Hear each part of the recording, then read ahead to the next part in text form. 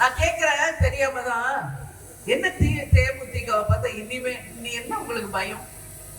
என்ன பயம் உங்களுக்கு? எதுக்காக கரண்ட் ஆஃப் பண்றீங்க? இங்க காவல்துறை அதிகாரிகளை எவ்வளவு பேரை நிறுத்தி வச்சிருக்காங்கன்னு பாருங்க. எதற்கு? இங்க வருகின்ற கூட்டம் அதிகமா வராம கட்டுப்படுத்துறாங்க, பேரிகார்ட் போட்டு தடுக்கிறாங்க, கரண்ட் கட் பண்ணி இங்க மின் விளக்குகள் இல்லாம அணைக்கிறாங்க. இருந்தாலும் ஜெனரேட்டர் போட்டு, ஏன்னா நாங்க 20 வருஷம் பழகிட்டோம். எங்க போனாலும் இந்த மாதிரி எதிர்ப்புகளை சந்தித்தே வளர்ந்த கட்சி தேசிய முற்போக்கு திராவிட கழகம். எந்த சலசலப்புகளுக்கும் இந்த நரி பயப்படாது. அதனால இன்னைக்கு ஜெனரேட்டர் போட்டு இன்னைக்கு கரண்ட், இப்ப கரண்ட் வந்திருக்கு லாங்ல. நான் பாக்குறேன். என்ன கேக்குறேன், ஏன் பயப்படுறீங்க? தேமுதிக பார்த்து வாங்க, தைரியமா தேர்தல் களத்துல நிற்போம்.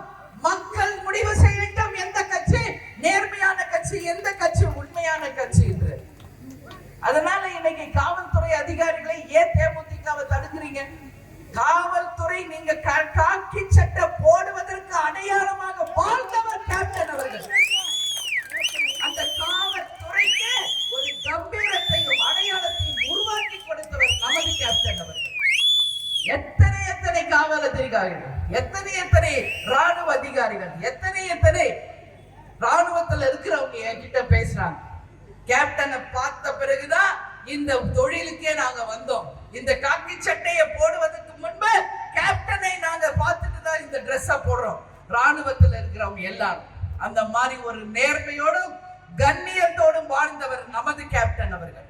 அதனால இந்த கட்சிக்கு நீங்க தடை செய்தால் நிச்சயம் அதுக்கான விளைவுகளை நீங்கள் சந்திப்பீர்கள் என்பதில் எந்த மாற்று கருத்துமே எனக்கு கிடையாது.